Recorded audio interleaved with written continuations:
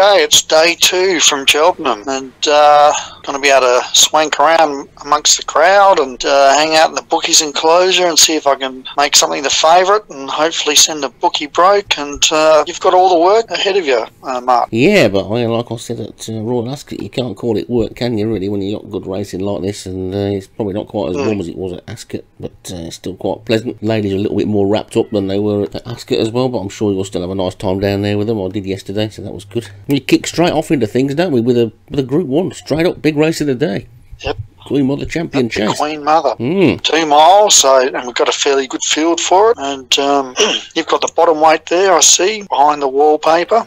Well, I really should be shot for putting behind the wallpaper in. Behind the wallpaper has got about as much chance of winning this race as I've got of winning the 1500 metres at the next Olympics. But there wasn't any other race to put her in, and I didn't want to leave her at home on her own because she might get lonely, so I thought I'll bring her along with the rest of them and stick her in this. So you never know, they all might fall over. Anything could happen. We've seen a couple of races lately, haven't we, where the field's been decimated. So definitely.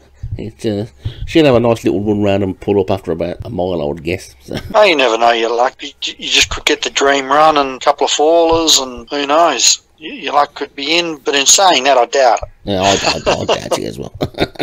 I seriously doubt it. In fact, I'm so convinced that it's got no chance of winning that if it does win, I'll give you half the prize money. Oh, fantastic.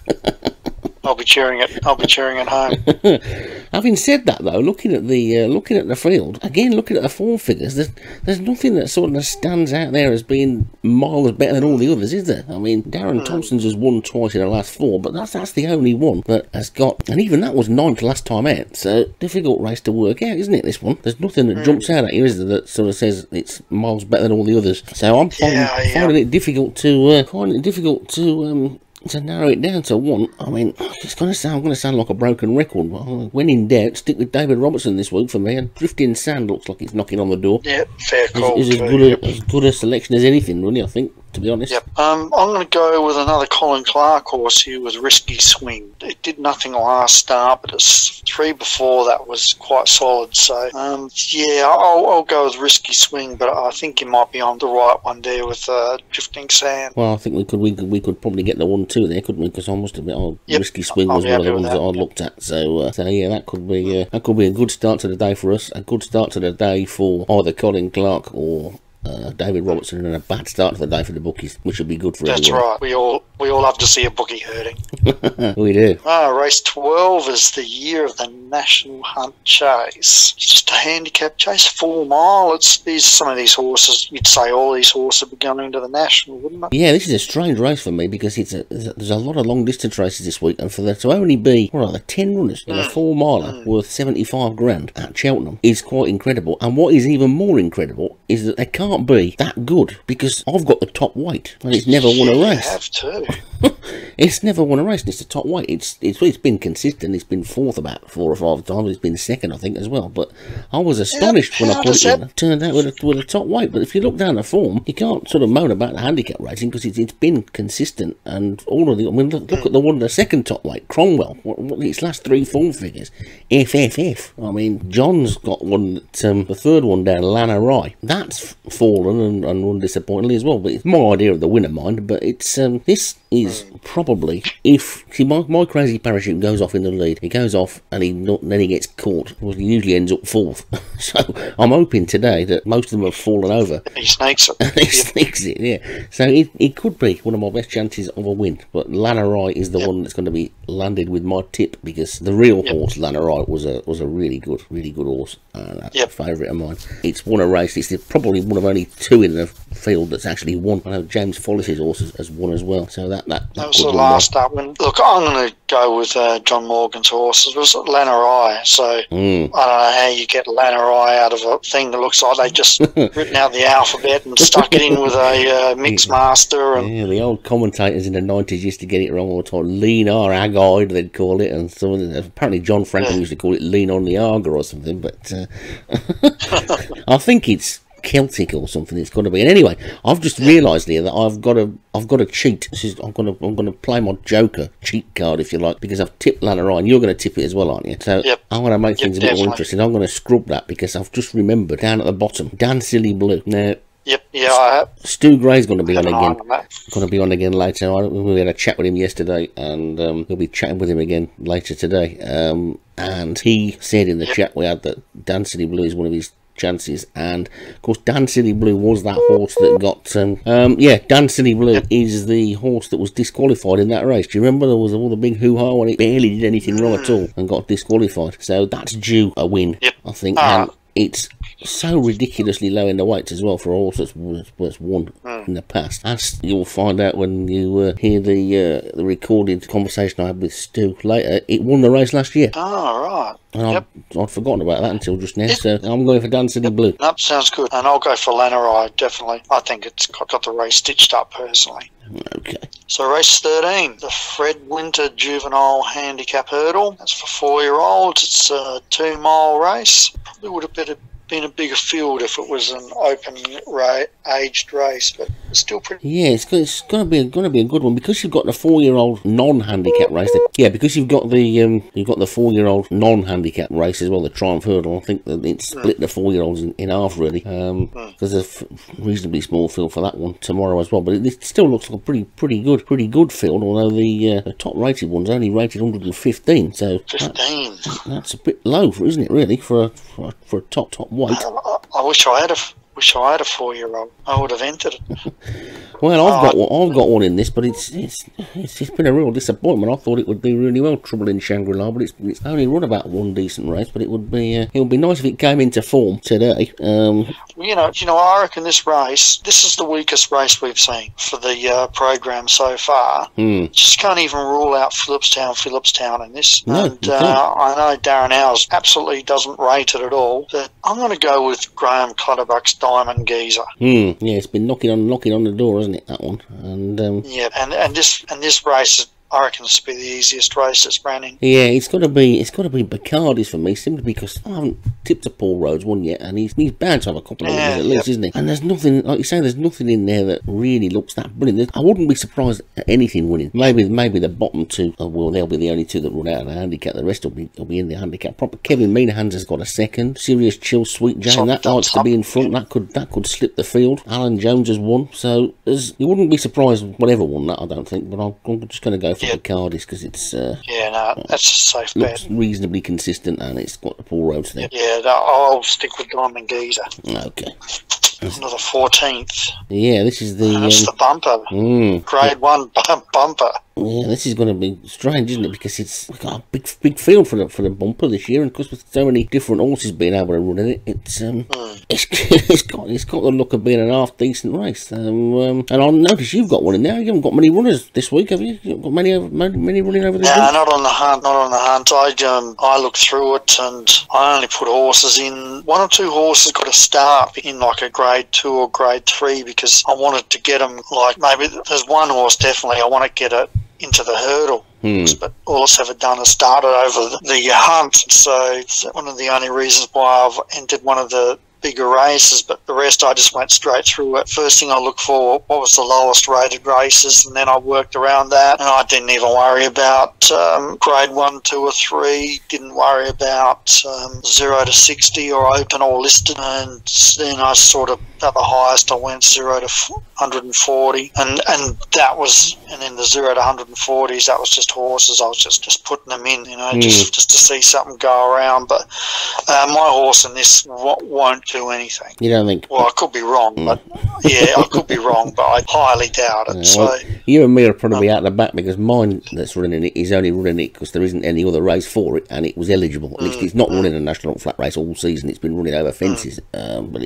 it was a novice that was allowed to run in it, and I hadn't got anywhere else to put it, and I hadn't got anything else to put in it, so I put it in, but I don't expect it to do very well. There are 1 or 2 interesting ones here, though, aren't there? Because that showcase the merchandise, Paul Rhodes looks good. Omnipotence looked like it was going to be good earlier in the season, then it started falling, and has now been doing really well in the bumpers. But if you look down the bottom, James Shea's got Solution. Now I seem to think that was a decent flat horse last season. I can't remember. Pretty sure it ran in some good races, unless it's one with a similar name, because a lot of people have horses with similar type names, don't they? But I think that one is going to be my long shot tip. Although there's 1 or 2 with form figures there that look quite decent, but I can't remember whether they were sort of like over hurdles or fences, or whether they were actually flat races, so I'm going to go for Solution. I'll go with Showcase the Merchandise. Race 15, it's the JLT Golden Miller Novices Chase at Grade 1, 2 mile 4 furlong.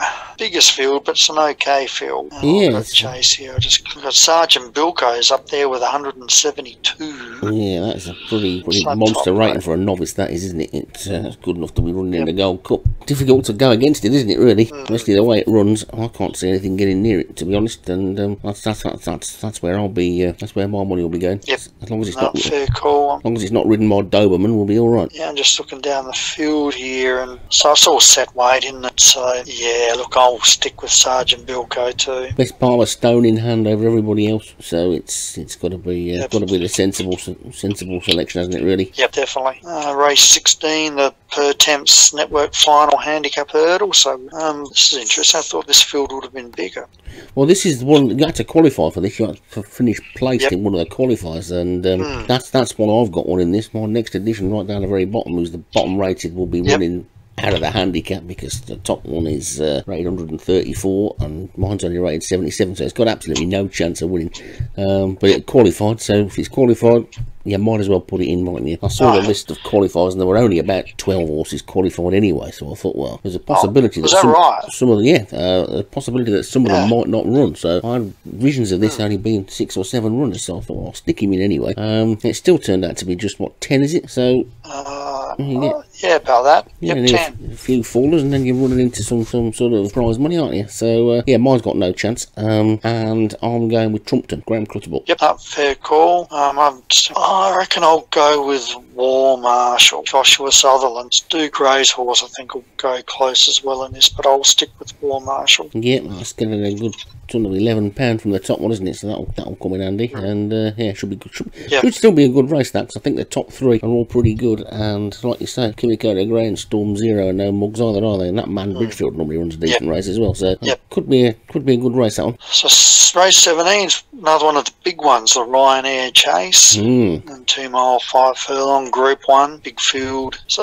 that's an interesting race here. The highest rating's 159. That's pretty interesting for a Group 1, where we've had a few races earlier on where horses with 170, even 160. What do you think? What do you like in it? Well, what I like about this race is the fact that the top sort of 8 or 9 are all sort of reasonably sort of rated. They're only sort of like £30 between all of them, so it should be a good race. I like the look of Lady Jane, but again, simply because I've had the heads up from John Morgan that he thinks it's his best chance of a win this week, or one of his best chances for a win. So you've got to take a bit of notice, haven't you? Really, it hasn't won yet, but it hasn't had the right conditions, I don't think, either. So it's it's rated £9 inferior to Jack Frost, but I think it can probably turn that round. I've been tipping John Morgan heaps. Well, it looks like he's even been setting the horse for this race.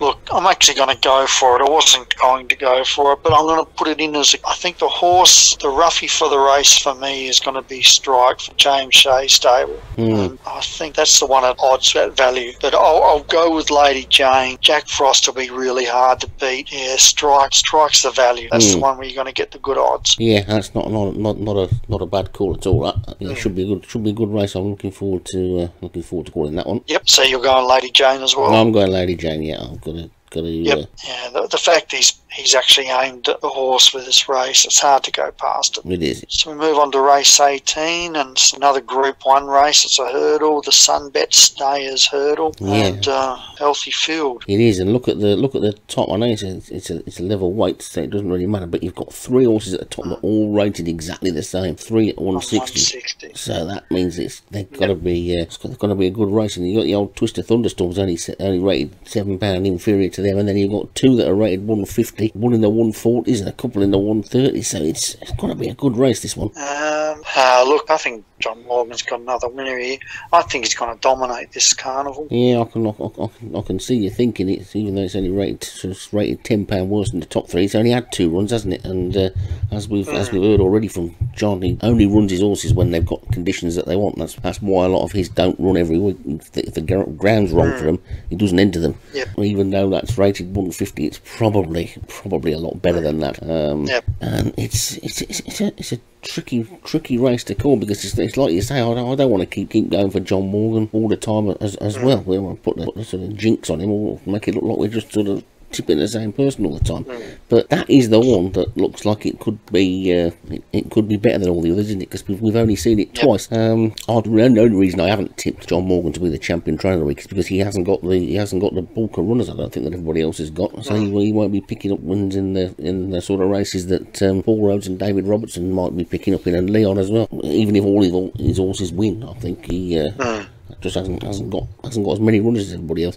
But yeah, it's boring. But yeah, I'm going the same as you again, Galileo. I think Furcone will be the one at odds. It's not going to be big odds, but I think Furcone will run a good second. It'll be in the first three anyway, and could still actually win the race. So yeah, it's hard to go past Galileo. It is. There's a couple of strange ones. A couple of strange ones down the bottom. James Shea's got Gavin, and Graham Clutterbuck's got Seek the Pearl. Now they're rated 148 and 154 over fences, but they're running over hurdles. That's interesting as well. So they could be two that might be surprises. Could win a big price. Sometimes with some of these horses, although they're good at one caper, they're not so good at the others. So but definitely something to keep your eye on there for sure. We'll move on to race 19, and that's the Brown Advisory Stable Plate Handicap Chase, Grade 3 handicap, 2 mile, 5 furlong. What's your thoughts of this race? Well, it's the biggest field, this, isn't it? And it's got one of your favourites in it, hasn't it, at the top, to be or not to be, for just the top weight. So that's going to keep I mean that everything from Loving Spirit down is out of the handicap, including mine, Tamara Champlin, which is another one. She ran well under Mackison early in the year and could run into a place if things go well. Probably won't, but it could do. Stays on its feet, it's a chance. And of course, Paul Rhodes has got the top weight, hasn't he? Inspector Morse, to be or not to be, as the second top weight. I was my card had gone down, so that was chopped off. I think Graham Clutterbuck might win this. Deep Cut. Okay, last start winner. I'm actually going to go for Darren Howe's horse, Vanguard Dream. It won the race last year, and course and distance specialist for him, and each way chance on perfect ground. So I think why not? Yeah, and it'll be sort of running close to bottom weight as well, won't it? With that Inspector Morse in there. So yeah, good call that one. I think it could be in the money there, I think. Yeah, so I'll stick with that. And looks like Colin Clark's got a good horse. He's a good one here. Molly at Surface horse, Vienna Rocket. It's these types of races where Molly at Surface, Darren Howes, Colin Clark, and Graham Clutterbuck, James Shea. It's where they come into these races. So they've got the horses. They're not grade 1 or 2, but they've got horses with enough ability to grab a grade 3, and especially in a handicap. So they get in with a little less weight, and they can shake things up, especially with the top trainers there. First four: Paul Rhodes, Josh Sutherland, Leon, and Darren Thompson. And their horses are going to carrying top weight or close to it. And their horses really aren't saying to me, "Yeah, I can carry the top weight." Yeah. So I think the money's going to be down the field, and your horse has a chance. So yeah, if she stands up, she's got a chance, but she has a tendency to not stand up very often. So. That'll go close. Yeah. So I'll stick with Vanguard Dream. Yeah, and I'll stick with Deep Cut, which I think I've already tipped in the tipping competition. Okay, we'll move on to the last of day 2. That's the Troll House Stud Mares Novice Hurdle, 2 mile 1 furlong. Thought this might have been a bigger field. Yeah, I suppose because it's just sort of mares and things. I was sort of looking at this race thinking this could be one of those ones that ends up being quite easy with not too many good horses in it. So I put my Gonna Find a Miracle in, who's pretty decent sort of hurdler, keeps getting close, and I thought she might have a chance. And then I saw the final entries, and I thought, goodness me, this looks like a good a race as a champion hurdle, nearly. It's some good ones in there, isn't there? Yeah. Look, it's like I said earlier. You win one race, that's good. Get 2 in a row, well, you got a good horse. Bit of luck, win 3 in a row, well then you've just got a good horse. And John Morgan's going to win this one with Feathered Lady. Yeah, it's won 3 in its rows, 3 only starts. That just says it's got the goods, class runner, and up against just mares only. I think the only way it'll lose if it falls, or lose the jockey. It's looking pretty much nailed on, isn't it, to me? I can't quite figure out how it's won 3 races and has got a rating of 160, and David Robertson's got Cherry on top that hasn't won at all in the last 4 and has got the same rating.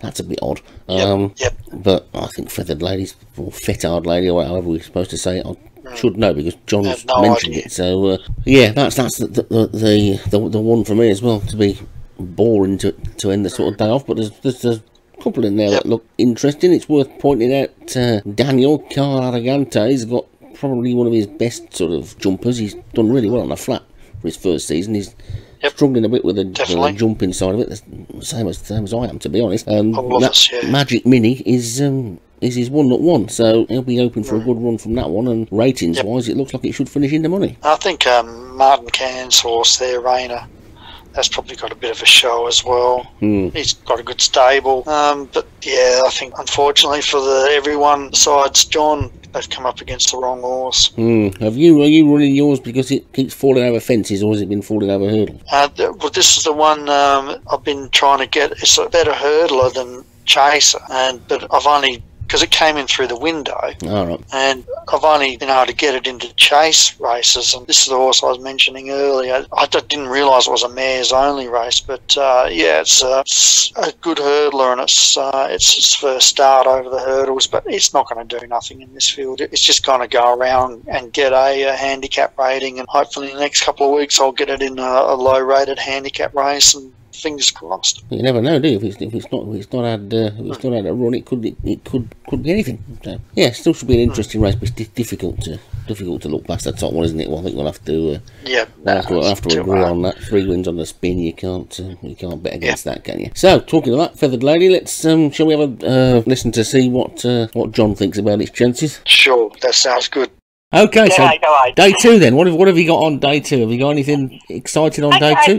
I think it's probably my strongest day. Yeah, I've only got 4 or 5 runners. I think there's like 2 of my better horses are running. Have you? Which one should we be looking at? The Ryanair Chase Lady Jane. She's finished twice so far, 2 seconds in her first 2 runs, and she should go close, I think. I hope for a very good run from that one. Which race was that in? Yeah, the Ryanair Chase. Oh, I've got a flat card up here. It's me making all the mistakes. I don't know about...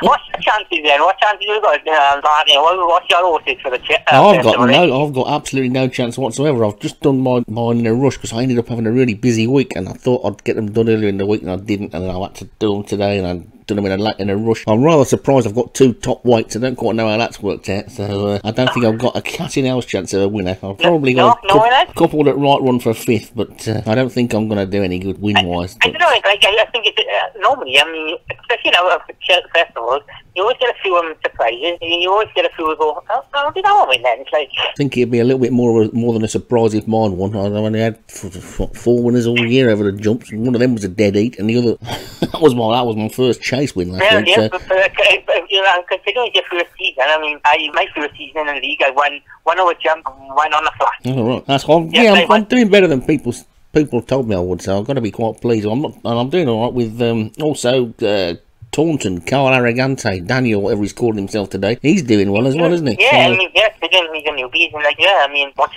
you two next season? Yeah, well, I'm not so sure about that. I think I'll probably about the level I'll be at, I think. So you fancy your chances in the Ryanair then with... I wouldn't say fancy, but probably my best also offences on the chase, I think. You know, my other one is Feathered Lady in the Maze Novice Hurdling with 20. She's won 3 races, and she's a front now who will just blast off, and hopefully that's my second best chance of the meeting, I think, Feathered Lady. All right, I looked at that one earlier on. I thought that was an ink in straight away. That one, that's got to be the winner of that race. I think doesn't look like there's all that much competition. You got Cherry on Top, looks interesting, and Prisoner Cell Blockage, but that's probably about it. You've only really got 2 to beat in that, I think. I think Robert. I think Dave could have a good chance. I think looking at his horses, he's kind of looking at his horses and he's going, he's got top rated one, he's got top rated year, so it's kind of like I think him and Paul as a 2-round trainer to watch out for, I think. Yeah, I've put him in my thing, that thing that Stu's done on the forum, you know, the nap competition. I haven't finished typing it up yet because I'm busy, but I've put David Robertson in as my top trainer because I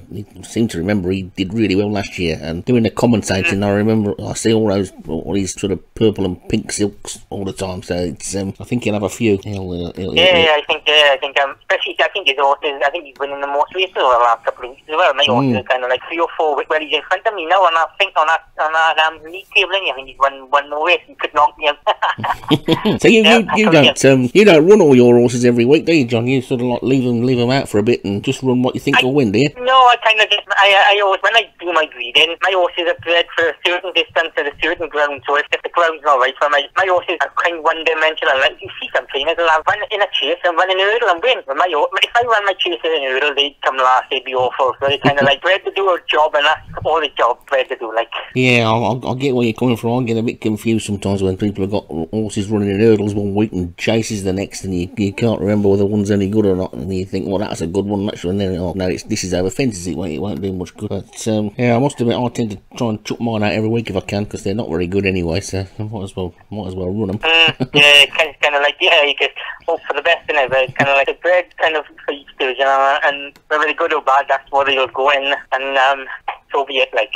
So you got nothing in the Queen Mother then, on day 2? Have you got any sort of... No, I did have one, no harm done, but he needs soft ground, so it's not worth running him in there, because he won't win it. It's kind of like not worth running for 5th or 6th, I think. Oh, well, that's a good cue in, because I was just going to say to you about sort of like old champion chases, Queen Mother champion chases in real life that you like, and No Harm Done was a good hurdler, wasn't he? He wasn't quite so good over fences, but he was a good hurdler back in the 80s again. Oh yeah, I remember Barnbrook again, Curly Man, or some good old fashioned chasers. Yeah, there were some good 2-mile chases back all them years ago, weren't they? It was a top race. It still is, of course. You had some really good ones. So who was your favourite then? Barnbrook again? Yeah, I think like Curly Man. I think Curly Man, he won it twice, and he's kind of like Curly Man, Desert Oak, did Barnbrook again, and you kind of had all those good kind of like tough chasers, you know. Yeah, they used to run around lumping great chunks of weight around in handicaps most of the season, didn't they? And then, oh yeah, not like the chasers after they just went in the group ones, and they don't have to give no weight away, and they kind of like just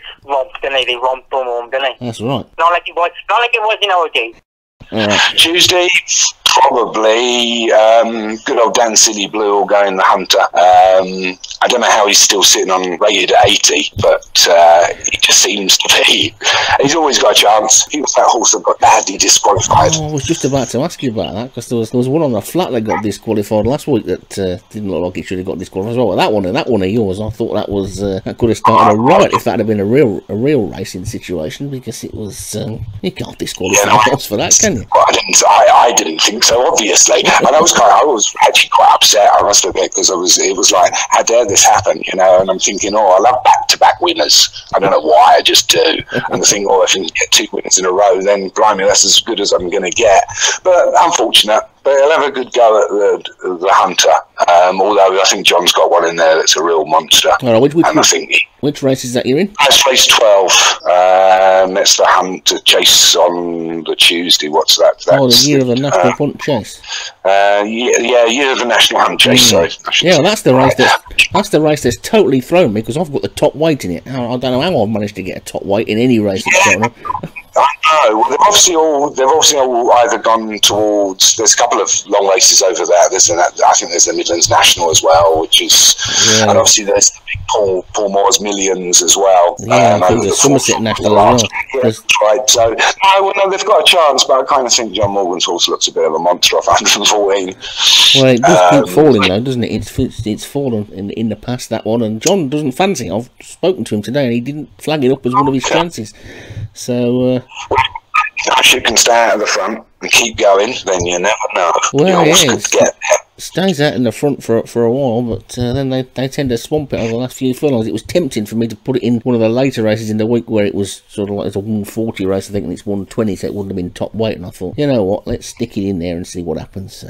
Well, fair, now actually looking at it, I thought that race may have grown since I looked at it, but you're right, that's actually not bad. Dan Silly off of 80, never fallen, never pulled up, got a chance. Yeah, that's 2 years of race. Sent one of those. So, you sent a brown envelope to Gray, have you? This could be the first. This week. This could be the first brown envelope job of the week. This one, I think, rated of 80. Dan Silly Blue. I don't know about that. No, it just seems to go. Well, it's one of those kind of horses. Runs really well, goes up around about 10 pounds, and then the following race, run a complete mare, and it seems to drops that 10 pounds again. It's that kind of thing where it just bounces back and forwards. But yeah, no, I do believe 80 is low for that one. So is that one of your is that one you got sort of lined up for the national? Well, it ran the national last year, it finished, but it came about 26. So it really probably doesn't have the pace for the national. Mind you, I can't remember what the ground was for the national last year. It probably was good to soft, if I remember rightly. No, there's two. It's between, I mean, Leblano will go to the national, but whether it's between Dan City Blue and I think the other horse is McGillen's the only other horse that I think might go. You're only allowed two. But I have to be careful with Dan City Blue because she's so lowly rated. You know, she might get so far down the neck, down the bottom of the handicap. I have to be careful that she doesn't get balloted out. Well, so if you win this one by if you win this by 6 lengths, you'll probably go up to 82 at least. True. But yeah, no, but they've all been around a lot, those horses, and they've all raced against each other a lot. So no, that'll be a good race. But probably, you know, I mean, David Robertson's, I'd have to knock that on the head. I mean, he's fallen the last 3 times. You wouldn't normally knock a Robertson horse on the head, but you never know. It'll be that actually. Now looking at the field, I thought it would have been much bigger than that. Almost 10 runners, 2, 4, 6. Yes, it's a nice looking field. I think I'm nailed on for 4th because Crazy Parachute seems to like coming 4th. It's his favourite position. Yeah, no, I'm quite hopeful of that. It's not one. I mean, I like watching Dan City Blue run because, like I said, it's not fallen, it's never pulled up. But obviously, that's going to happen now. I said it. So she always gets around. He always gets around and gets there. But to be honest with you, I mean, he was a better horse last year at 8. As a 9-year-old, it probably isn't as good. But we'll see. Is it one you bred yourself, or is it a game one? No, it's one I bred myself. Oh, yeah. Because not a lot of people can breed good long distance ones, can they? So you must be doing something right if you can breed a decent... Well, if I'm to truth with you, it's an ex-flat horse. As well. It's an ex-flat horse as well. I found that with my breeding and everything, I did a lot of breeding way back in like season 1. If we go right back to there, and the Carla horses, you know, Mars Carla, I've had several of them. She's still, even now, and I've moved on, well, I thought I'd moved on, still breeds probably my best horses. It's mad. It's a horse of a long time ago. I can't get past the breeding. And then I suppose if we mustn't just waffle on too much. And I suppose the Pertemps got a chance in that, I think, with Kimoko the Grey. Race number 16. Race 16. Oh, this is the one where you've got to have qualified, isn't it? So you've got another small field for that. And you know, it's got. You've got Paul's horses in there, you've got Josh horse in there, obviously a Thompson horse in there. But the rest of us, I think, all have a chance. I mean, Darren Howe's horses, probably the unluckiest, I have to say. He seems to have some really good horses that either just get pipped to the post or they'll just fade or something. But he has some really good horses. Been very unlucky, I think. I think he had a good day last week. I think I think it was the last day of the live stream. I think he had two or three. I think so. I think he had a couple that were just coming 2nd and 3rd as well. No, I think he's hit that thing, especially on the flat, where you hit that kind of mark where you're not quite a 0 to 90 horse, but you're definitely not a 0 to 110 horse. You know, you just sit in that kind of no man's land. And I think it happens. I can't think of his flat horses, especially. But was talking about the flag again. But yeah, no, I fancy Kimoko the Grey. She's run really well on her maiden over this distance. And then looking at really the ratings as well, I think it will be nobody's going to be out of a handicap other than your horse, it appears. Yeah, well, I thought I'd stick it in because it qualified. I don't know how it qualified, but it did. So we'll probably find out it's a technical error and it shouldn't be in there. But I think it may have got placed right early on in the season. So it's a firm ground though. Might not do well. Mind you, so supposedly so does mine, but I think it does quite well on soft. I'm not so sure if we can. I never trial on anything but just good to soft. He's actually a son of Graham K. All right. Who is one of my. He won a couple of races. Won the Kim Muir last year at Cheltenham, and obviously my hopeful of can do it again this year. But I think that's on Wednesday. The Kim Muir. I don't know how you're doing the races this week. You're doing 10, just the 10, or you're doing 12? No, I think it's just 10 a day. But I think Doug's going to come in and commentate on the bonus races at the end of the week to give me a bit of a break. You need to. You're looking for another one. Did who was I going to say? Who did a couple of days? Yeah, I think Martin Cairns did a few. I think he can only do them when his wife's away or something. Okay. I kind of thought I'd like to do it, but I don't think it'll be any good. So well, I don't know what I'm thinking here. Your voice sounds like it'd be pretty good for the old commentary. You ought to have a go, you know. You to sort of like just pick one and go and do it. Do one of the bonus races and see how it goes. Maybe next year. Maybe next year. No, because I've kind of played it in my head. I watched a race and turned you down for a change and tried to think. But no, I don't know. I don't know if I don't have all those lovely little phrases that you have. I'd have to have them on a piece of paper and then I'd just repeat them all. Because you have, I mean, your famous phrase, complete circuit. Did you know that? We have one complete circuit to go, yes. That's a common one for every race. But no, it's brilliant. I love it when you say it. It's funny how you pick yourself up on things. I was sort of like watching the race of the week, and we got Hayley Turner on now, and she, every time anybody asks her anything, she always starts off with, do you know what? She says, everything. They say, do you think this horse will stay 7 furlongs? And she goes, do you know what? And then they say, did you used to like riding at Haydock? Do you know what? And I thought, somebody's got to tell her that she does that. And then I was listening to one of our things, and I realised that every single race I start off with so. Yeah, so I've got to stop doing it, and I sat there last week thinking I'm not going to do it, and I just still did it. Yeah, no, but you're great. Let's be honest. You're welcome to repeat as much as you like. I promise you. Okay, well, that was an interesting insight again there from John, and then Stu talking about their chances of winners today. Suppose I better go and get myself set up and ready to do the commentating. And you're going to go and fraternise with the hoi polloi? I definitely will be, and telling some tall tales and true, so that'll be good. Right, well, let's hope for a good day's racing, and I'll speak to you again tomorrow.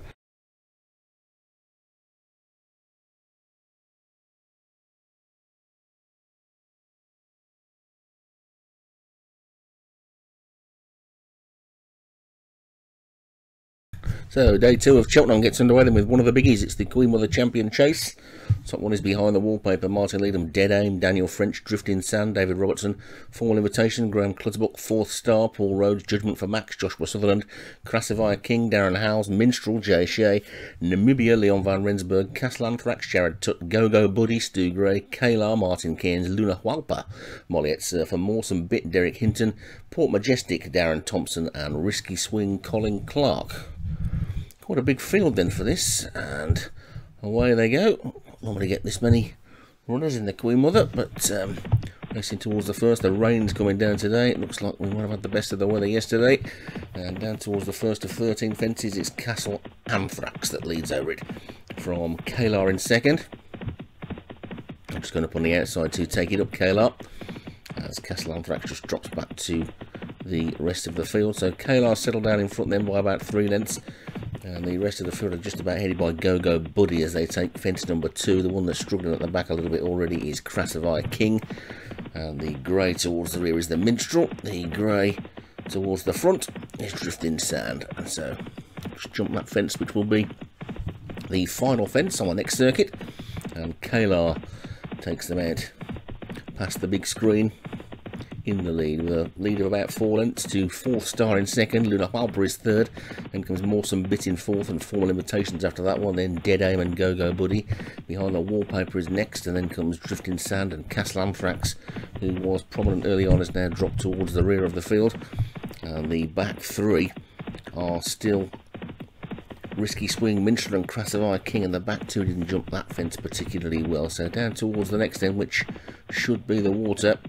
And over they go, and then all over that one safely with Kayla, a comfortable leader. Formal Invitation has now moved up on the outside to take second from Fourth Star, and Mawson Bit is next. Castle Anthrax is back on the inside, getting nearer the front again, and the 2 at the back are still Minstrel and Crassify King. I take that one on the uphill then, and they're all over that one safely, although 1 or 2 untidy looking jumps in mid-division, but Kayla's still the leader. Formal Invitation, jockey seems to be sitting pretty still on that one. Then Fourth Star, Castle Anthrax and Dead Aim, and then Mawson Bitten behind a Wallpaper as they come to this big ditch. We've lost one at the back there. Crassify King's gone. He hadn't been going well, and the horse has fallen at that one. And Kayla still the leader. Mistake on the outside by Mawson Bit on making significant progress now as they race downhill is Dead Aim. And They're into the final 6 furlongs now, and Minstrel is really struggling at the back, but Kalar's got them going at the front. 4 Star and Castle Anthrax next, they take the 10th.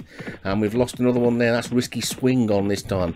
So Risky Swing's out of the race, as they've got 3 more fences to take, and Kalar is now being joined by Castle Anthrax. 4th Star is still going well on the rail, also trying to come through with the run is Go Go Buddy, and another one, another 2 down there. We've lost Mawson Bit and Formal Invitation, both gone at that one, so more fallers than we'd normally see in a grade 1, and it's Kalar in the lead still, with 2 to jump.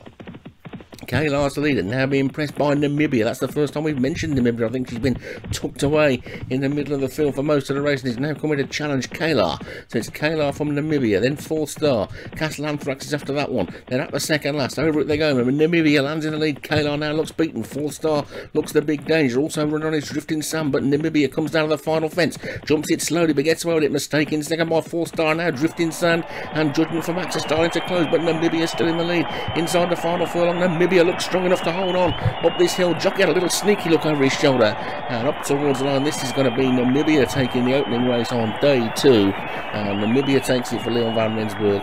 In second place I think was 4th Star, and Drifting Sand and Castle Anthrax were up there as well, so was Judgment for Max, but Namibia's the winner for Leon van Rensburg. 4th Star is second, Judgment for Max was third, Drifting Sand 4th, and Castle Anthrax was 5th.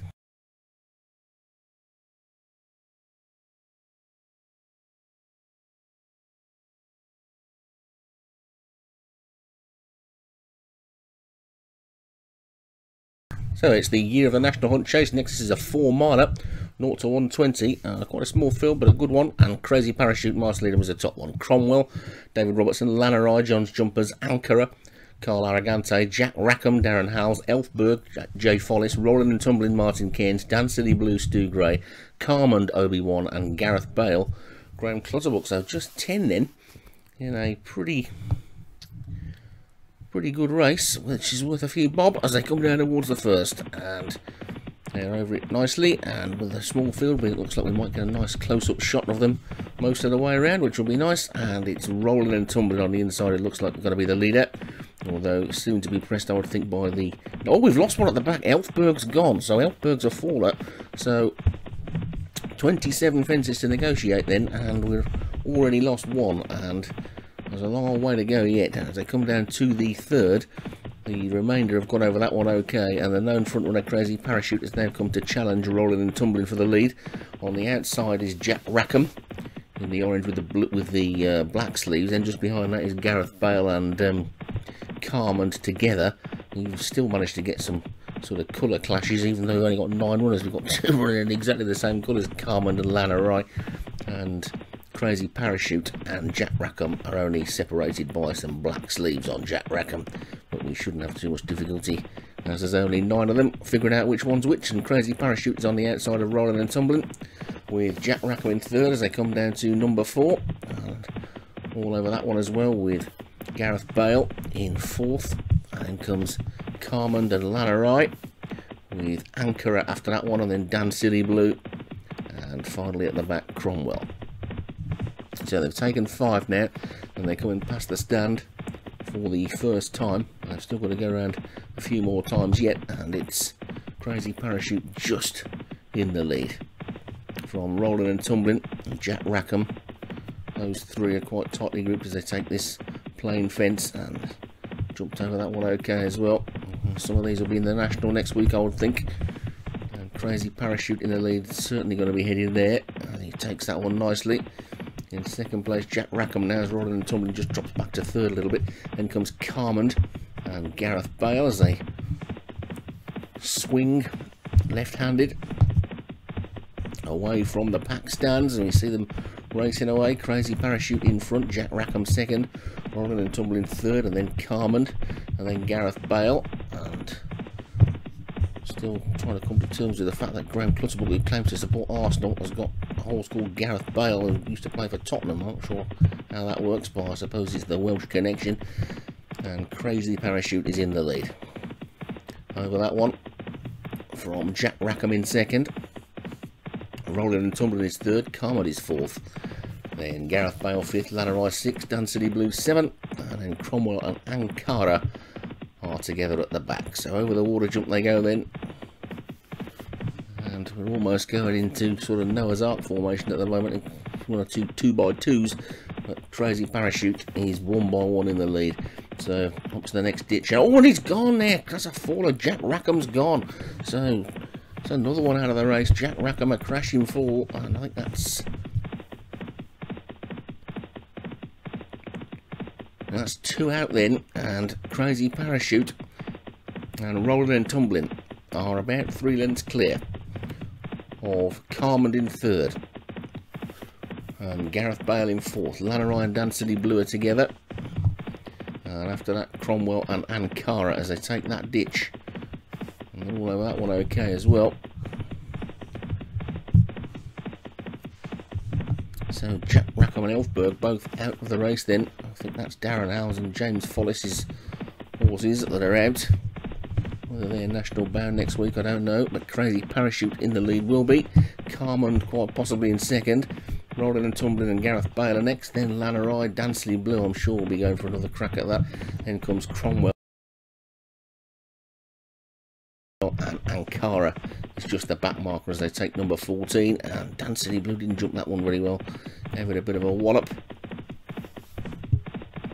But got away from it okay. They've got 2 miles to race now then. And Crazy Parachute is going to take them over fence number 15. And they've all sailed over that one nicely. With Crazy Parachute in front. Gareth Bale has moved through into 2nd now. Carmond is 3rd. Rolling and Tumbling just being shook up a little bit in 4th. Then Lannerai and Cromwell, Dan City Blue. And finally Ankara. 8 that remain as they pass that 3 furlong pole there. But it's next time round that it'll signify 3 furlongs to go. Crazy Parachute will hope to be in that position this time next time round as he takes the 16th, with Gareth Bale jumping up on the outside in the 2nd. Carmond is getting closer as well in 3rd, almost 3 in a line now.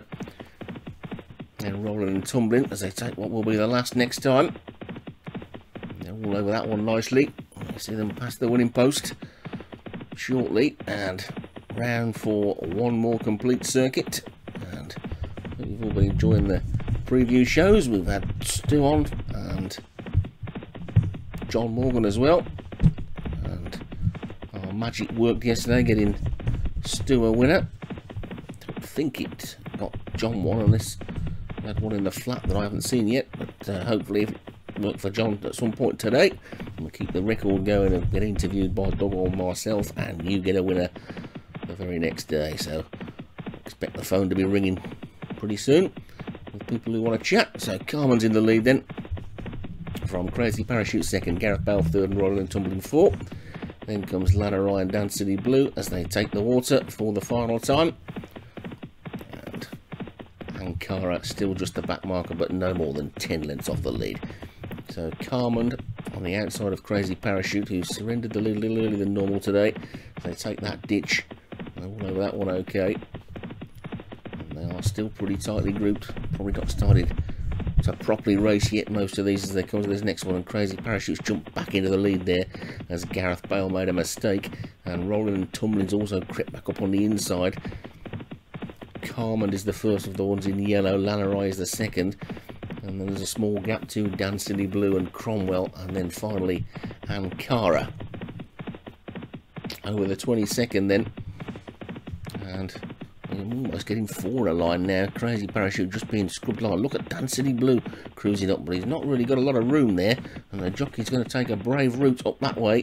And they take the 23rd, and Crazy Parachute's in the lead. They're all starting to push a little bit now as they come past the 6th pole and swing left-handed. They'll take this next fence on the downhill, and then they'll be heading towards home. And Crazy Parachute is in the lead from Rolling and Tumbling, and Dan City Blue's now got a good run through on the inside. Then comes Gareth Bale and Carmond. Lannerai just beginning to lose his place a bit, hit a bit of a flat spot as Cromwell comes around the outside. Ankara's the one that's dropping away a little bit, and Crazy Parachute's kicked on and gone for home, and he's gone 3 or 4 lengths clear now from Dan City Blue in 2nd. Rolling and Tumbling is 3rd. Over that one, that was the 3rd from home, and Crazy Parachute is the clear leader by about 5 lengths to Dan City Blue, and then Rolling and Tumbling.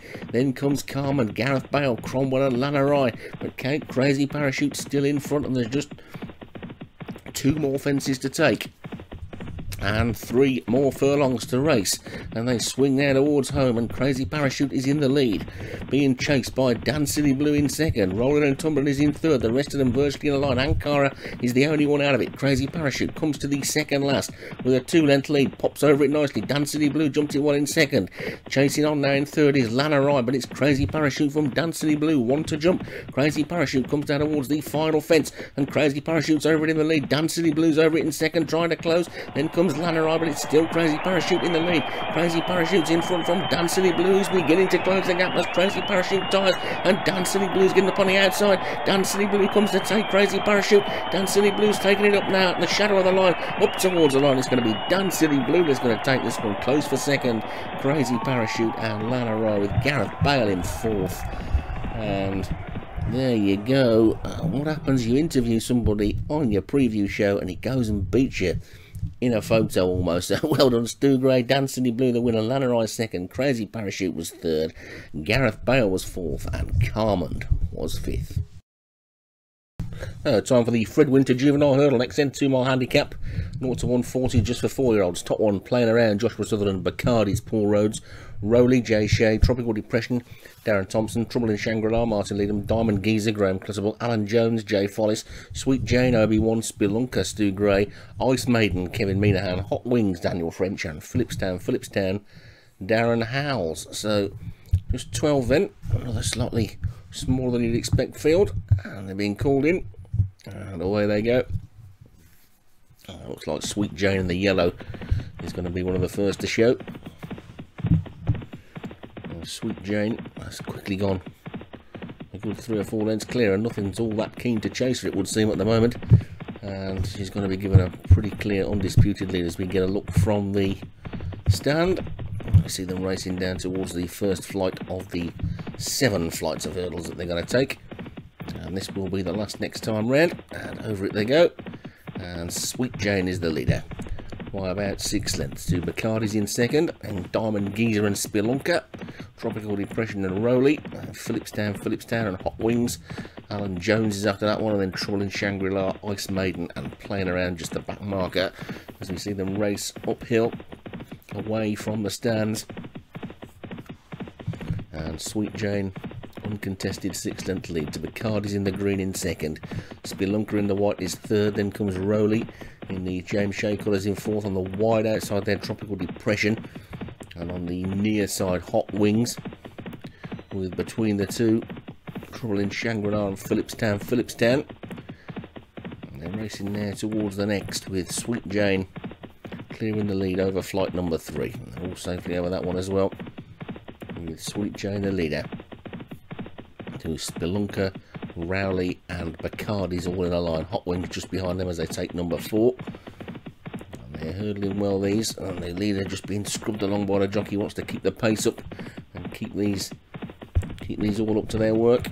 Not going to breathe into anybody. Sweet Jane taking them along then by 5 lengths to Rowley in second.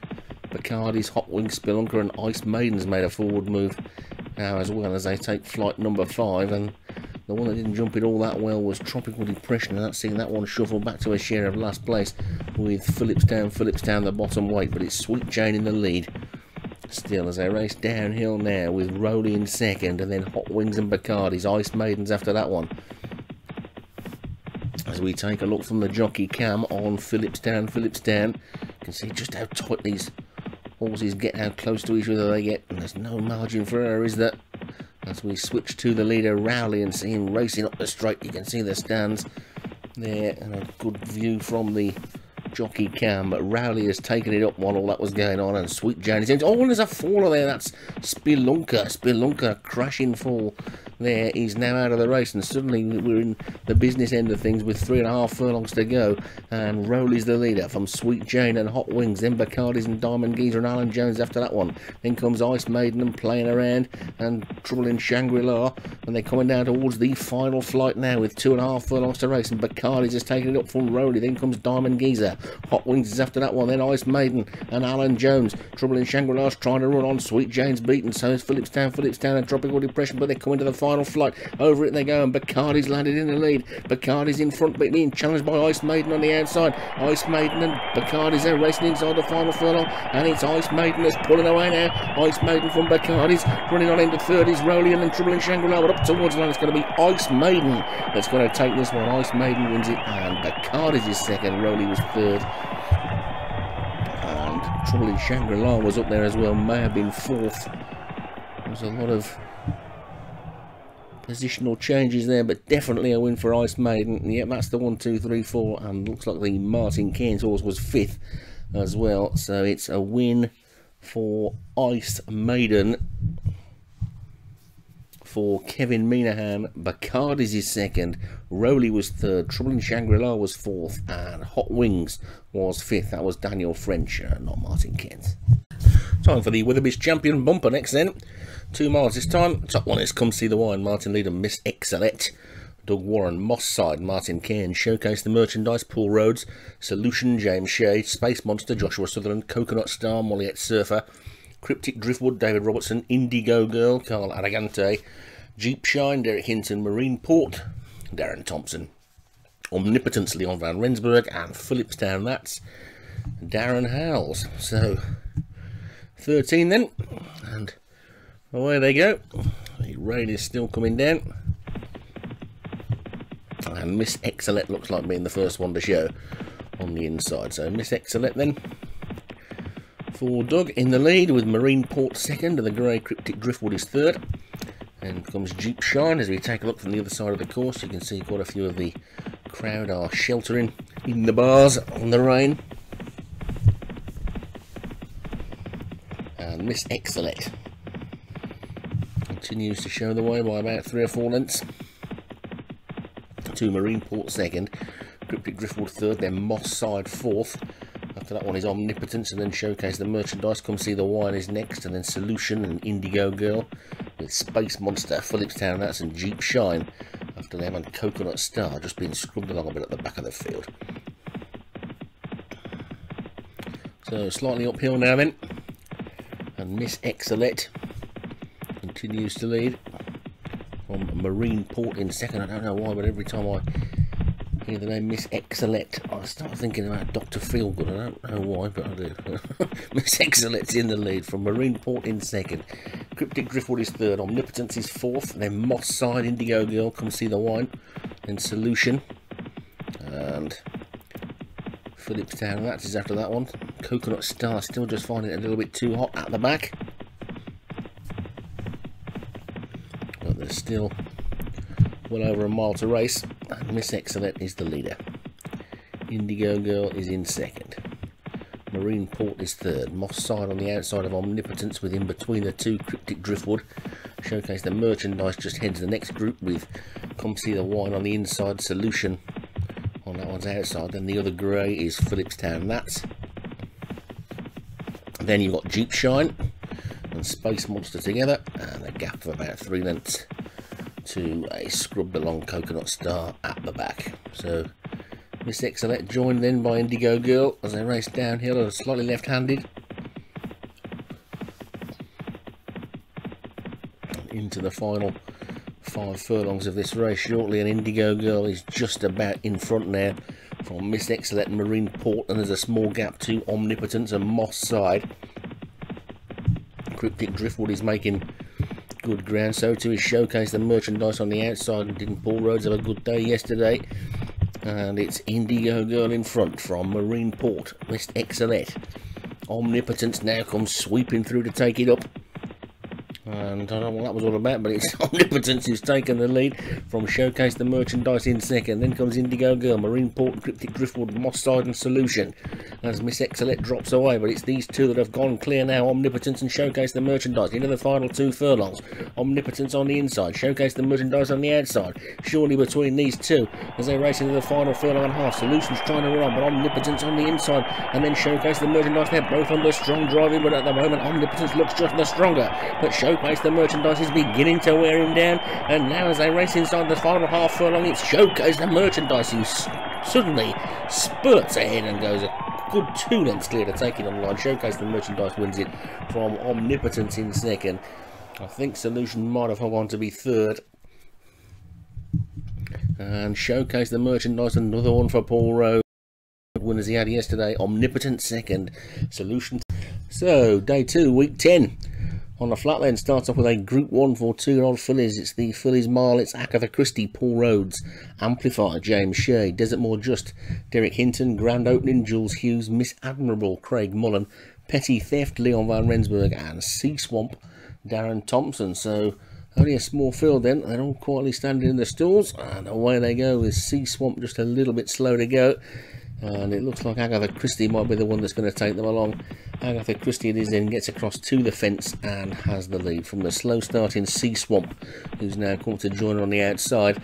They're just going to sort themselves out there, a little bit of playing around there to see which one's going to go on. It looks like Sea Swamp's quite happy to let Agatha Christie take the lead. So Agatha Christie then it is by 2 or 3 lengths on the inside in the lead on the rail, being chased by Amplify, Sea Swamp and Desert More Just. Then you've got Grand Opening and Miss Admirable, and the grey is Petty Theft. So they're racing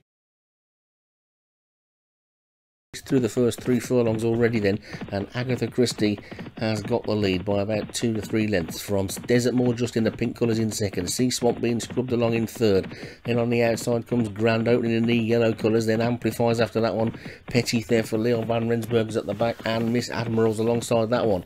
But it's Agatha Christie who's still got the lead, and is still clear by a couple of lengths from Sea Swamp, who's now being driven up to join her on the outside as they pass the 3 furlong part. Agatha Christie responds and pulls away again. Now Desert More Just throws down the biggest challenge, and it's Agatha Christie in the lead by a length and a tail from Desert More Just in second. Then there's a gap of 2 lengths then back to Sea Swamp and Grand Opening. Amplifies now trying to run from the back, so's Petty Theft. Miss Admiral's the first one beaten, but it's Agatha Christie in the lead. Agatha Christie begins to power away inside the final furlong. Amplifies now trying to come out of the pack to chase, and Agatha Christie's getting lonely in front, and Amplifies eating up the ground on the outside. Agatha Christie needs the post, she's hanging on. Here comes Amplify on the outside, Agatha Christie on the inside. Agatha Christie just holds on and takes it from Amplify second. Petty Theft I think was third, and was Agatha Christie powered away inside the final furlong, but then got lonely at the end, just about hung on from the fast finishing Amplify. If that had been a furlong further, Amplify would have won. In fact, if it had been 100 yards further, Amplify would have won. Agatha Christie though takes it for Paul Rhodes. Amplify second, Petty Theft was third, Sea Swamp was fourth, and Desert More Just was fifth.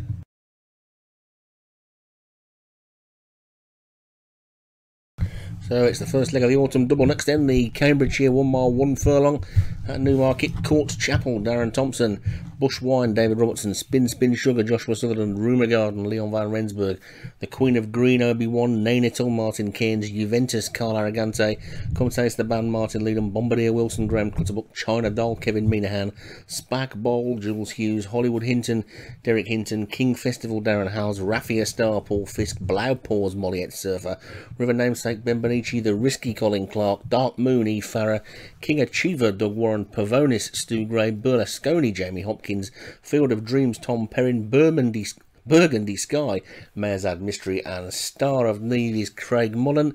They're all in, and there's a big field for this, and away they go, and it takes your pick and see what happens really this time. And the one that's going to come right over this side on his own looks like it's going to be River Namesake, so we're going to see them from the other side. I do hope the person who's filming this isn't going to keep changing angles, because that will be a nightmare. And it's Hollywood Hinton that's in the lead, and he's being pressed by Rumour Garden on the near side, and then Bush Wine's over on the far side with Nainital as well, and they're spread right across the track as you would expect. And Hollywood Hinton is the leader, from Rumour Garden in second, Nainital up the centre of the track is third, Court Chapel and Queen of Green are next, then King Achiever. River Namesake still running right on his own over on the far side towards the back of the field. Spag Bowl, Blaupause, Paul's Berlusconi and the Risky are out the back with Dark Moon and Come Taste the Band, but it's Hollywood Hinton that's in the lead as they pass the 5 pole.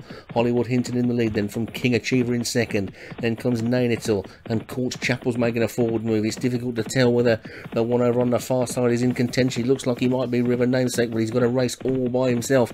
On this near side is Burgundy Sky, but it's the centre of the track that have got the lead, and it's Hollywood Hinton from King Festival. Here comes Juventus, and then Nainital. Spin Sugar is also now making a forward move. River Namesake right over there on the far side as well. It's Hollywood Hinton, King Festival, Juventus. Juventus is the one that's hit the front there, and it's Juventus from King Festival on the Risky. Then China Doll and Hollywood Hinton, Bush Wine, River Namesake and Spin Sugar. They're into the final 2 furlongs, and it's a wide open race still. Right over on the far side is Juventus in front. On the near side, Come Taste the Band has come through to lead that group, but Juventus and China Doll over on the far side. Juventus and China Doll, then comes Spin Sugar and Hollywood Hinton, King Festival, Bush Wine, Come Taste the Band near side, but it's China Doll over on the far side from the Risky and Spin Sugar. Juventus up towards the line is China Doll, Come Taste the Band flying at the post, and Come Taste the Band may have got a hold on it. It's very tight indeed. They're spread right across the track, and Come Taste the Band on that one has taken it at 66 to 1. It could be closer than that though, because they're spread right over, so we'll wait to see the card. And it's Come Taste the Band by Shorthead for Martin Leadham, that's me. China Doll is second, Bush Wine is third, Spin Sugar fourth, and King Festival was fifth.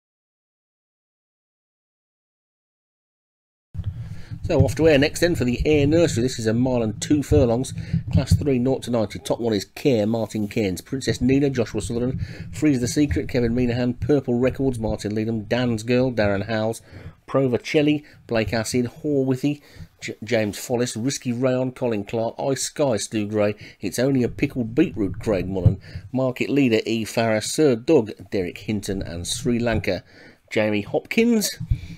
And they're all in then. It looks a bit murky, and away they go. And first one to show looks like it might be Sri Lanka, but over on the inside. But now at the centre of the track, Purple Records is showing a bit of early pace, and Provercelli has finally decided to take it up and cut across to that inside rail. So it's Provercelli then in the lead, with just behind that one Care in these similar colours. Then comes Risky Rayon and Dan's Girl. It's Only a Pickled Beetroot is after that one. Then comes Ice Sky and Sir Doug, and Sri Lanka is next. The one that got out early, Purple Records, has now dropped right to the back, and he's at the back of the field along with Market Leader. So Provercelli then has opened up by about 4 lengths there as they pass the 7 furlong mark. He's about 4 lengths clear of Care in second. Risky Rayon is third, and then comes Dan's Girl in fourth, and there's a small gap to Horwithy and Princess Nina, and It's Only a Pickled Beetroot and Ice Sky. Then Sir Doug and Sri Lanka, with Freeze the Secret making a little bit of a forward move there, and Purple Records is just the back marker. So Provercelli is not hanging about, and he's already passed the 5 furlong pole now then, with Care in second place. Risky Rayon is on the inside in third. Then Dan's Girl, Princess Nina is tracking these. Then comes Ice Sky and Freeze the Secret and Horwithy, and then It's Only a Pickled Beetroot's got the inside. Coming around the outside there is Freeze the Secret, and Purple Records has now switched to the outside and trying to make a forward move as well. But Provercelli then is still the leader. From Dan's Girl now throwing down a challenge in second. Princess Nina is going well in third. After that one comes Freeze the Secret. Market Leader's now suddenly on the premises, and just behind that one is Sir Doug. Risky Rayon's dropped away, but it's now Princess Nina that's taking it up. Princess Nina's in the lead, passing a 2 pole. Princess Nina from Dan's Girl and Ice Sky. Then comes Provercelli and Freeze the Secret. Market Leader and Horwithy up. Princess Nina's gone for home, and a furlong and a half to go. Princess Nina from Dan's Girl in second, then Freeze the Secret and Ice Sky. Provercelli, Purple Records is running on from the back as Princess Nina now hits the wall, and Dan's Girl takes it up. Dan's Girl, Purple Records is eating up ground up the centre of the track, and Purple Records has swooped to take it, and up towards the line. Purple Records is going to take this one from Dan's Girl second. Princess Nina was third, and Care might have been next, and Purple Records needed every yard of that 10 furlongs. Was out the back for a long time, but got up on the post to take it. And Dan's Girl stuck on well in second. Princess Nina just hit the wall about a furlong, half a furlong out. Purple Records wins it for Martin Leedham. Dan's Girl is second. Princess Nina was third. Freezer Secret fourth. And Care was fifth.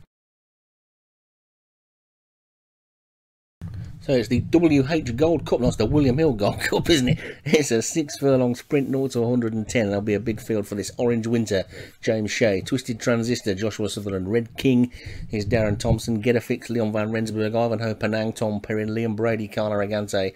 Cockard, Martin Cairns. Hollywood Legend, Graham Clutterbuck. Calypso Sensation, Molliet Surfer. Mistress of Azuli, Martin Leedham. Retune, Rod McClure.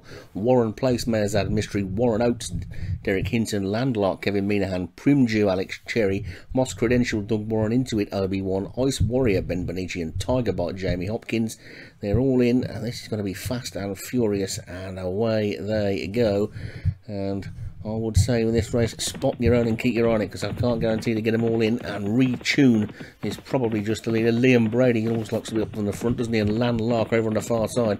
So over on the far side, Landlark and Ivanhoe Penang are together, with just behind them Warren Place. On the near side, you can see Moss Credential in the purple, and then Retune. Liam Brady is slightly up the centre of the track with Hollywood Legend, and then Get a Fix is after that one. Primdew is also there. The one really closest to us is Cockard, and there's one being pulled up at the back there. There's obviously something to miss, but that one looks like Orange Winter. But it's in the lead now. Hollywood Legend from Landlark. Landlark over on the far side is the leader from Hollywood Legend and Ivanhoe Penang, and then comes Get a Fix and Liam Brady. Red King is also there, but it's Hollywood Legend in the lead now from Get a Fix. Ivanhoe Penang on the far side. It looks like the near side have got the lead, and it's Hollywood Legend from Get a Fix and Red King. Ivanhoe Penang leads the far side group, but this is all about Hollywood Legend up the centre of the track. Hollywood Legend is pulling away now in the final half furlong, and Hollywood Legend is winning this like a group horse. Finishing like a train is Cockard, but it's Hollywood Legend that wins it. Cockard was second.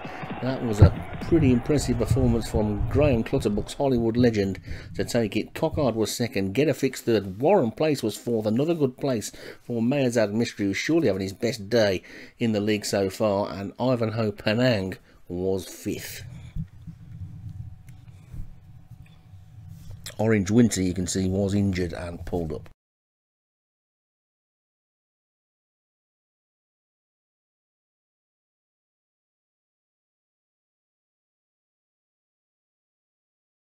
So the Quick Pick Handicap ends day 2 then. Marlin 7 furlongs, 0 to 80 this time. Shelwick, Jay Follis, Risky Dices, Colin Clark, Double Edged, Stu Gray, Miss Larwood, Doug Warren, Mona the Groner, Martin Leedham, and Humayun Faiz, Ben Benici. Just the 6 of them then. And on the all-weather, of course, as well. And they're all standing quietly, and away they go with Mona the Groner.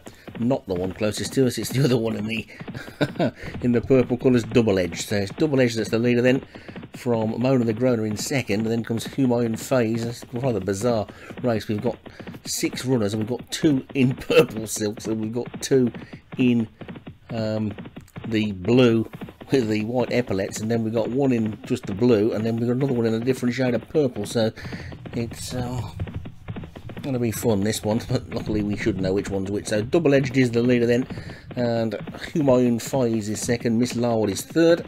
Then comes Risky Dices and Shelwick, and Mona the Groner is the back marker as we see them from this low down angle, which gives us a good close up look at our horses and on this tight all weather track.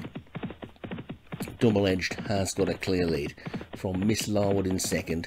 Then Humayun Faiz is in third. Shelwick just going past that one as we take a look from the stand. Not quite such a big crowd here as they've got over at Cheltenham, but they're still enjoying themselves and waving their horses home, even though we can't quite see them at the moment. Oh, there they are. They're just coming into shot, look, and we'll watch them as they go past the big screen and the winning post. Oh, winning post looks to be quite a long way away from the stand, which is a bit odd, but anyway. Double Edged is the leader from Shelwick in second, then Risky Dices and Miss Larwood, Humayun Faiz and Mona the Groner still the back marker. So Double Edged it is then by 3. There's only 7 furlongs to race now, so got through this race pretty quickly. Shelwick's in second, Risky Diocese is third, Humayun Fay is 4, then Mona the Grower 5, and then Miss Larwood is now the back marker. So Double Edge seems to be going well in the lead. He's probably the only one that's not being pushed along, to be honest, and the jockey's having a quick look over his shoulder to see what the dangers might be behind, and at the moment I would suggest they might not be that great, because I think he's just giving Double Edge a little bit of a breather.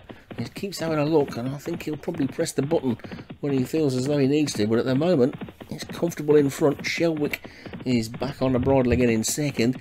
Humayun Fay has been scrubbed along in third, then Risky Dice is on the outside, Mona the Grown is on the inside. Miss Larwood is the one that's just dropped off a little bit, but it's still Double Edged in front, and they're inside the final 4 now, and Double Edged has yet to be headed. Shelwick and Humayun Fay are together, then comes Risky Diocese, then Mona the Grown are trying to make a forward move. Miss Larwood's probably the only one out of it, but Double Edged is in the lead and has led all the way, and doesn't look as though he's going to be pressed too much at the moment. Shelwick and Risky Diocese and Humayun Fay are trying to close, then Mona the Grown. We can forget about Miss Larwood, I think, but it's Double Edged in front still from Shelwick and Risky Diocese, then Mona the Grown and Humayun Fay are into the final furlong and a half, and finally they get past their long time leader, and it's Shelwick who's in front now. Shelwick's in the lead from Risky Diocese, and here comes Mona the Grown on the outside. It's Shelwick in the lead, Risky Diocese, Mona the Grown throwing out a big challenge into the final half furlong. It's Shelwick and Mona the Grown. Mona the Grown takes it up. Mona the Grown is just the leader. They race a lot, and Mona the Grown has won it. Goodness gracious me. Well, I really don't know what to say. Mona the Grown has won for the 2nd time this season, and there's a steward's inquiry, and what drama can we get? How can you get a steward's inquiry when there's only 6 runners over a mile and 3/4 plus? And let's see what's happened. As we look at it, Mona the Grown keeps the race. Mona the Grown wins it for Martin Leadham again. I'm sorry everybody, but that's 5 winners for me today. I really can't believe it. Humayun Fay is second, Shelwick third, Risky Dice is 4th, and Miss Larwood ended up 5th, and poor old Double Edged. Another grade 1 now then, the Golden Miller novices chased 2.5 miles this time. And Diego, James Shea, Midsummer Fair, Stu Gray, Sergeant Bilko, Paul Rhodes, The Dealer, Martin Leadham, Young Parisian, Kevin Minahan, De Grandhomme, Martin Cairns, Grey Matter, David Robertson, Ionosphere, Leon Van Rensburg, Kiss My State, Joshua Sutherland, Mescaline Monster, Molliette Surfer, Moidor Morpeth, Darren Howells, Utel, Derek Hinton, and Sir Risky Colin Clark.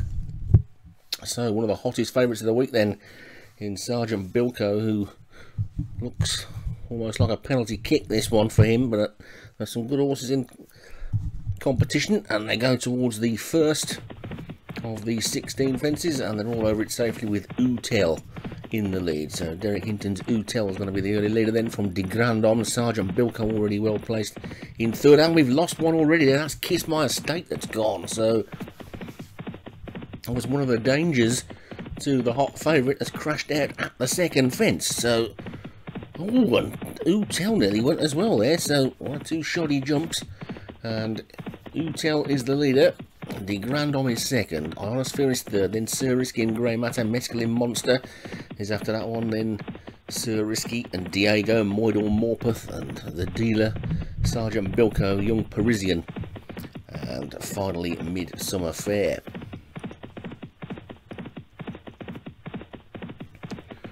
So Utel it is, by about 3 lengths. We're down to this next one, and over that one they all go nicely with Midsummer Fair just the trailer at the back, and Utel takes them over that one in the lead. Oh, we've lost one at the back there. The Dealer's gone, so the Dealer's out of the race now as well. So that's 2 fallers. Well, that one was an unseeded rider, but the end result is the same. You're out of the race, and it's Utel in the lead from Grey Matter in second. That's the grey horse, unsurprisingly. Then comes Mescaline Monster, has moved through into third, then De Grandhomme as they take the next. They're up the straight now. The one right down on his nose at the back there was Midsummer Fair. This will be the final fence on the next circuit, and they're all over it nicely this time. And Utel is the leader from Grey Matter in second. Then comes De Grandhomme on Ionosphere is after that one, with Mescaline Monster. Sergeant Bilko is just in the middle of the pack now, as Utel takes that one nicely in the lead, with a lead of a couple of lengths. They move off now down the back straight to the Grandom in second, Grey Matter in third, Mescaline Monster 4, Ionosphere 5, then Sir Risky. And then after that one is Young Parisian, Moidor Morpeth to take on the Grey Man, a mistake, and Sergeant Bilko is dropping out at the back. The drama here at Cheltenham is the red-hot favourite and a lot of people's bankers for the week. Sergeant Bilko has dropped right out of the race as they take the water jump, and Sergeant Bilko is tailing off. So major surprise here then, but Utel's in the lead. Mescaline Monster is second. And then comes Sir Risky and De Grandhomme, Ionosphere and Young Parisian as they take fence number 16. And Sergeant Bilko looks like he's pretty much out of this because he's going to take some sort of an effort to get back into it from where he is at the moment. And they're all over that one nicely. And up front it's Utel from on Sergeant Bilko's now been pulled up, so something must have gone wrong with that one. As the red hot favourite then in this Grade 1 Golden Miller Chase has been pulled up. So Utel's the leader, Ionosphere is in second. Oh, he's gone this time. Utel's gone. That's not the first time he's made a mistake. Midsummer Fair's also been pulled up at the back as well. So carnage in this race then at the moment. It's Ionosphere in the lead. From Grey Matter coming up on his inside, then comes Sir Risky and Mescaline Monster. After that one's De Grandhomme, then Diego, then Young Parisian, and then Moidor Morpeth. This is now a wide open race, and Grey Matter and Ionosphere are disputing the lead as they race down towards the next fence. This is the third from home, and over it they go. Good jumps by both of the two leaders, but sweeping up on the outside now is Diego, and Diego's gone into the lead. So Diego's now got a length clear of Ionosphere and Grey Matter. Then running on is De Grandhomme, Mescaline Monsters after that one. Also trying to make ground from the back is Young Parisian. Moidor Morpeth is just the back marker. To the jump. Diego. Ionosphere's on his inside. Then comes the Grey Matter in third, who's now throwing down another challenge again, and suddenly Diego has started to weaken, and it's back to Ionosphere and Grey Matter again at the second last. Slow jump by Ionosphere. Grey Matter jumped it better. The Grey's beginning to take the lead. The Grey's in front as they come down to the final fence. Grey Matter lands in the lead. Ionosphere trying to battle back on the inside. Solution is third. Running on fourth is De Grandhomme, but it's Grey Matter who's now gone 3/4 of length clear, and Ionosphere's got nothing left to give, and up towards the line. This is going to be Grey Matter, but he's getting tired, but he's just got enough to hold on. I think Grey Matter is going to take it from Ionosphere second, Diego third, De Grandhomme fourth, and then Mescaline Monster and Young Parisian was after that one. I think Moidor Morpeth might have been the last one to finish. Oh, what a dramatic race. And Grey Matter bravely stuck on up that hill, and what on earth happened to Sergeant Bilko? Take nothing away from the winner though. Grey Matter for David Robertson. Ionosphere was second, Diego was third, De Grandhomme fourth, Mescaline Monster was fifth, and you can see that Sergeant... So it's the Per Temps Network Handicap Final next then. This is a 3-mile handicap, 0 to 140, where you need to have qualified throughout the seasons, hence the smallish field. Top one is Casement Park, Paul Rhodes, Trumpton, Graham Clutterbuck, War Marshal, Joshua Sutherland, Costa Villa, Darren Thompson, Kimiko the Grey, Stu Gray, Man Bridgefield, Darren Howell, Storm Zero, Molliet Surfer, Subway, Jay Shea, Sutton, Jay Follis, and next edition, Martin Leadham. So just 10 then. And away they go. So all these qualified by the winning or being placed in a qualifier. So there must be quite a few that didn't take up the engagement, but next edition has taken them over the first and is in the lead. So the bottom rated horse in the race, who is a known front runner, has jumped off today and is in the lead, and he's being chased by Man Bridgefield in second. Then comes Kimiko the Grey, who is the Grey, in third, with Sutton in the blue on the outside of that one, and then War Marshal, Trumpton on the inside in the Graham Clutterbuck colours. A lot of people fancying that one in the tipping tournament as they take flight number 3 of the 12 that they're going to have to jump in this 3-mile hurdle. Next edition has got an undisputed lead. We've seen quite a little bit of that this week already. Horses being allowed to dictate the pace and not had sort of anybody getting too concerned about letting them get away. And next edition has got a lead of about 4 or 5 as he comes into flight number 4. And Man Bridgefield is a clear second there, with War Marshal on that one's outside in third. The Grey, Kimiko the Grey, is on the inside in fourth. Then Casement Park, Sutton and Costa Villela, and Trumpton all pretty much in a line, with Storm Zero just the back marker. But with the exception of next edition, probably only 5 lengths between second and last. So next edition it is then, on his own in front.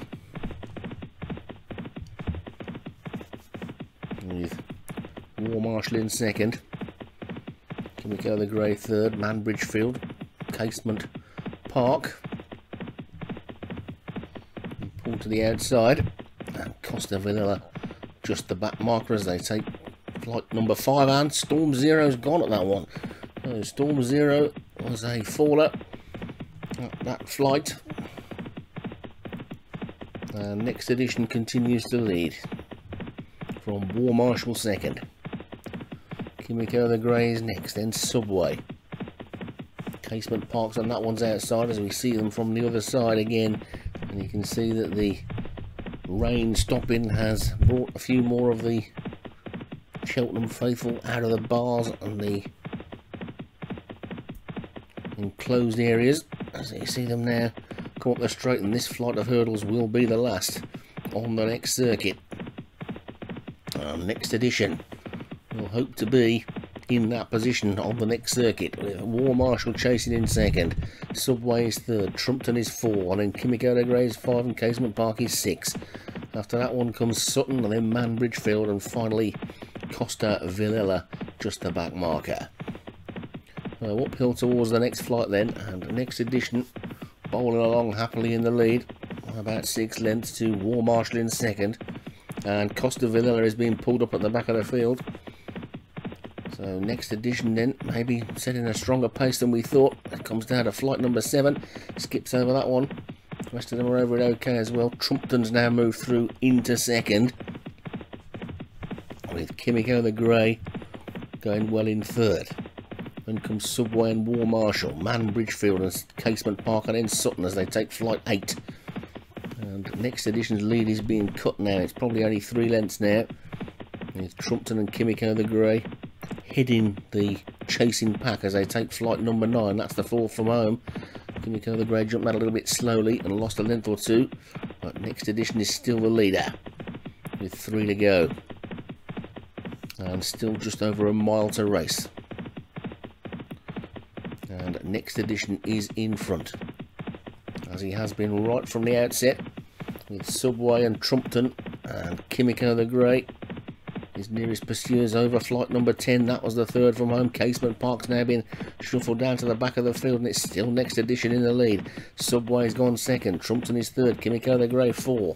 Just 2 more flights of hurdles to take. They race downhill now, and Next Edition is in front.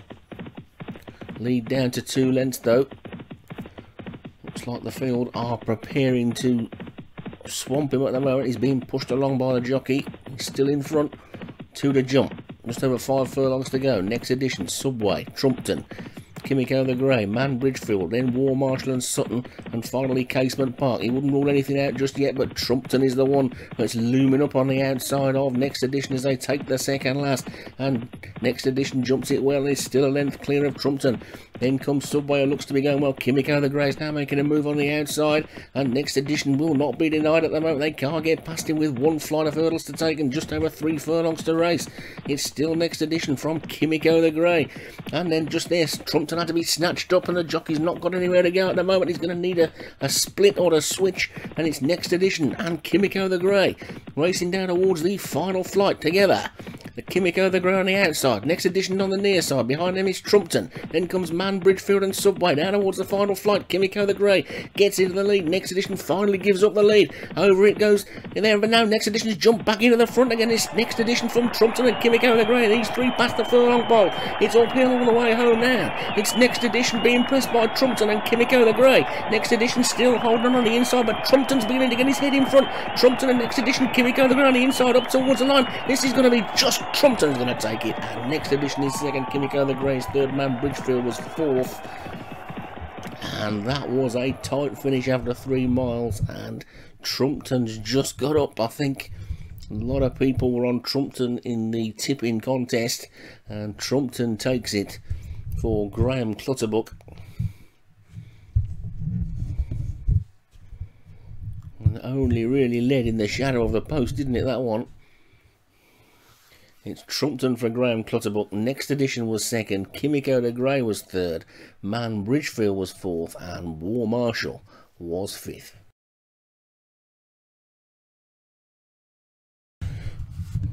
So, time for another Grade 1 then. Now it's the Ryanair chase this time, and the top one is Badge of Honour, Graham Clutterbuck, Bolt, Martin Cairns, Even Top, Stu Gray, Flo Hard, Darren Thompson, Frankenstone, Molliette Surfer, Hungry Bear, Colin Clark, Jack Frost, Paul Rhodes, Light in the Black, Martin Leedham, Polar Bear, Kevin Minahan, Trojan Rocket, Darren Howes, Beyond the Stars, David Robertson, Down Under, Leon van Rensburg, Lady Jane, Ghost Zapper, Law of Consequence, Joshua Sutherland, Strike, James Shea, and Sweet Morsome, Derek Hinton. 16 runners then been called in, and away they go. And a very short run to the first, which is the water jump, which is not happen very often. And the first fence is the water. In fact, it didn't used to be able to happen once, but anyway, it's a lot of consequence. And Jack Frost, as they sort themselves out and race towards the second, which is a ditch. Over that one then, and Jack Frost is in the lead. So Paul Rhodes had a good start to the meeting yesterday, but a huge disappointment today, of course, with that Sergeant Bilko. We're hoping to get back to winning ways with Jack Frost. Beyond the Stars is in second. Then comes Frankenstone and Even Top, Badge of Honour, and all still pretty tightly packed.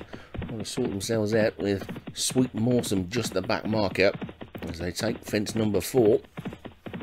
And Jack Frost didn't jump it all that quickly, but got over it okay, and his lead is about 2.5 lengths, I suppose, from Lord of Consequence in second. Then comes Lady Jane and Frankenstone with Badge of Honour just on the inside. The grey is Beyond the Stars. I wonder if all those grey horses of David Robertson's come from the same bloodline, because he's got quite a lot of greys. Leon van Rensburg also got quite a few greys as well. And they take that one then, and there's a fall, and that jockey was jettisoned into the air like an ejector seat on a fighter jet there. Sweet Morsome it was, and the jockey has been propelled into the Prestbury Park turf, and they are no longer a part of the race. But Jack Frost is in the lead from Badge of Honour second.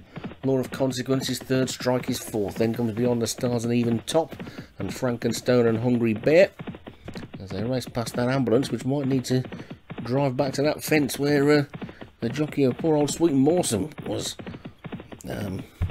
departed company with his horse, because it was a pretty spectacular looking fall, as they take that one, which will be the last.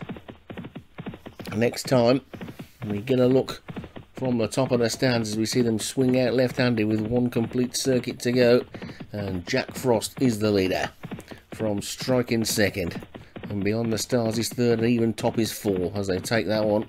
1 or 2 untidy jumps, but they all got over it okay, and the field is still pretty tightly grouped, probably only a dozen lengths first to last. And Jack Frost from Strike with Even Top, and then Beyond the Stars and Badge of Honour and Frankenstone, and then Hungry Bear and Down Under and Polar Bear, and then Bolt as they take the next. And they're all over that one okay, and Strike has now taken the lead. So Strike is in front, then Jack Frost being just pushed up on the inside to keep them company as they take the water. And a slightly better jump on the inside by Jack Frost, these the two virtually together. So Jack Frost and Strike a couple of lengths clear of Badge of Honour as they take that ditch, and Lady Jane was a faller at that one, so Lady Jane's out of the race. And now Strike on the outside of Jack Frost as they take the next, and Jack Frost jumped that one slowly, and suddenly Strike finds himself a couple of lengths in front, with Jack Frost now being pushed along again on the flat in second. Then comes Hungry Bear in third. Fourth is Badge of Honour, fifth is Even Top, sixth is Frankenstone, then Beyond the Stars is after that one. Polar Bear and Down Under next as they take fence number 13 towards the rear of the field. There you can see Light in the Black, Flohar and Bolt, but it's Strike that's got the lead. Strike's in front, racing downhill now then, from Jack Frost in second. Hungry Bear is third, Law of Consequence is 4, Badge of Honour is 5. Then comes Beyond the Stars and Even Top, and then Frankenstone and Down Under and Polar Bear.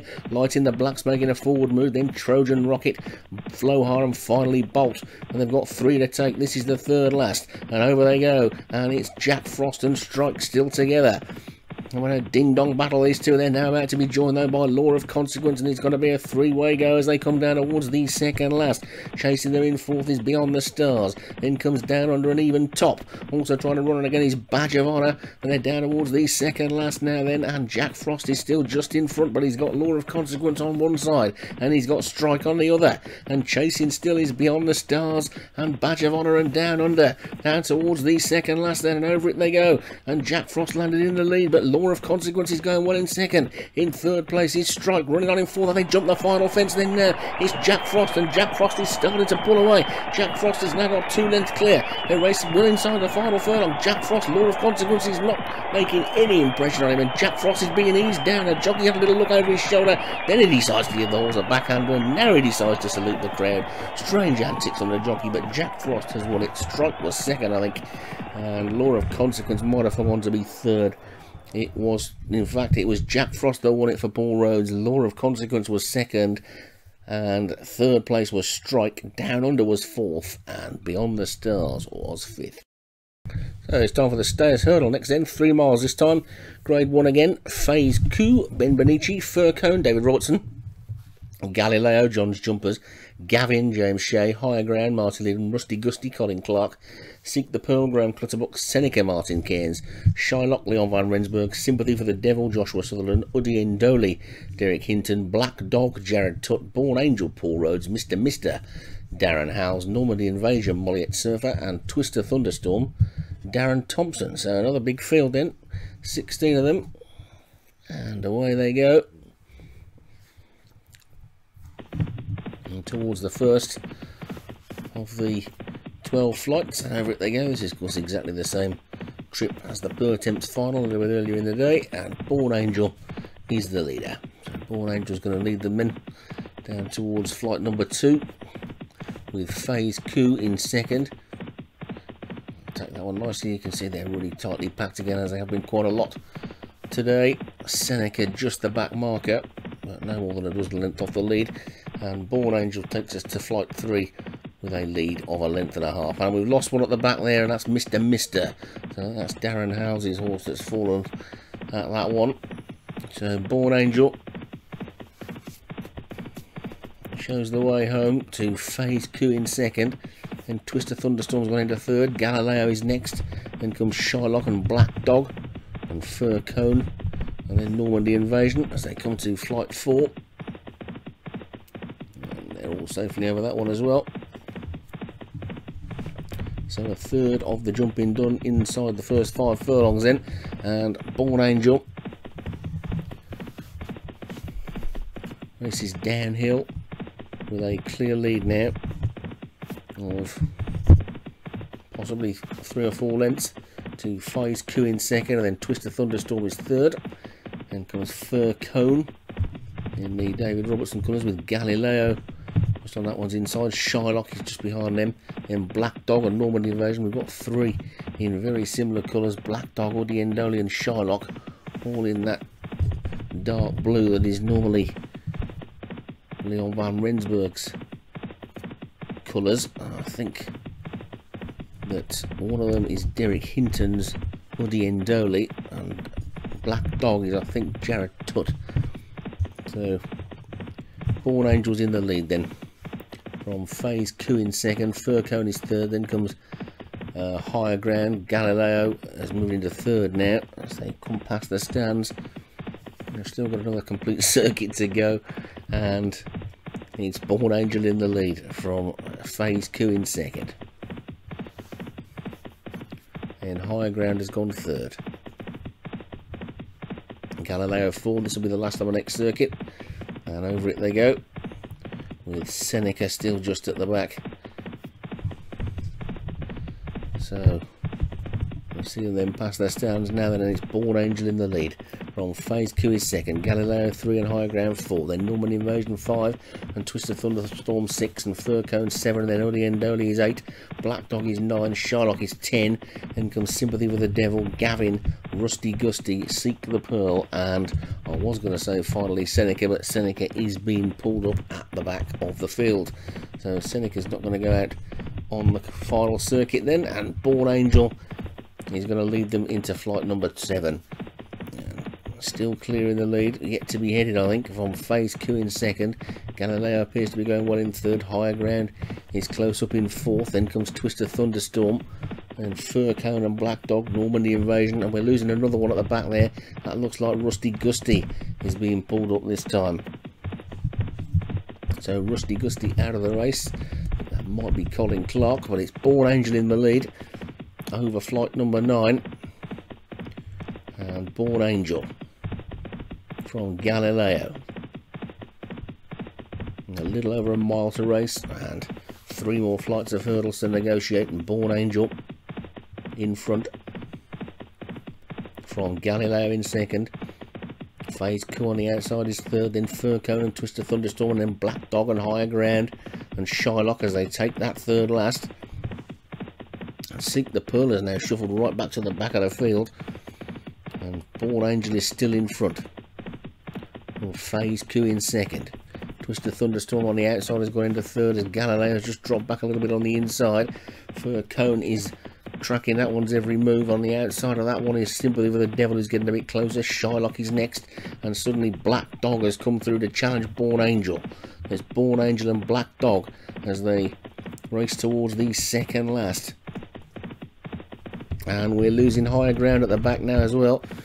So it's Born Angel and Black Dog down towards the second last, but I'll look at this on the outside. Uddy Endoli and Shylock both coming together, and they take the second last, and suddenly look at this wall of 3 in the dark blue have all come down a sweep past Born Angel, and it's Uddy Endoli from Shylock. Now Galileo's getting back into it again. The race is on in earnest now. They've got just over 3 furlongs to race, and suddenly Galileo looks to have a double handful. Shylock is being driven on his outside. Then comes Uddy Endoli and Born Angel and Black Dog. Born Angel switched to the outside now, trying to get into it. Also running off from the outside is Sympathy with the Devil, and Twister Thunderstorm still there as well. So's Fur Cone, but it's Shylock coming down towards the final flight with still just under 2 furlongs to race. It's Shylock in the lead from Galileo in second. At the final flight, Shylock skips over it. Galileo isn't going as well now as he looked like he was.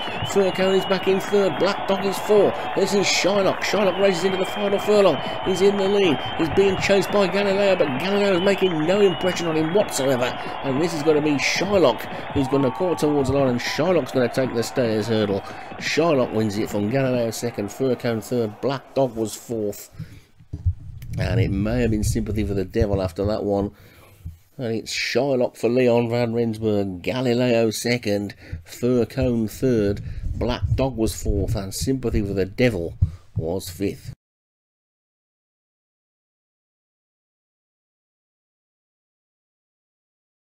The Brown Advisory Steel Plate is next then. This is 2 miles 5 furlongs, grade 3 handicap chase. Inspector Morse, Paul Rose is the top one. To Be or Not To Be, Joshua Sutherland, Coco, Leon van Rensburg, Taxi, Jay Shea, Twist Heat, Darren Thompson, Amlar, Martin Cairns, Deep Cut, Graham Clutterbuck, Free Kisses, Kevin Minahan, Feeling Better, Colin Clark, Vanguard Dream, Darren Howes, Vienna Rocket, Molliette Surfer, Loving Spirit, Stu Gray, Tamara Champlin, Martin Leadham, At Fisher's Cross, Daniel French, One Conclusion, Obi-Wan, Louder, James Follis, and Man Wist Philly, Ben Bonici.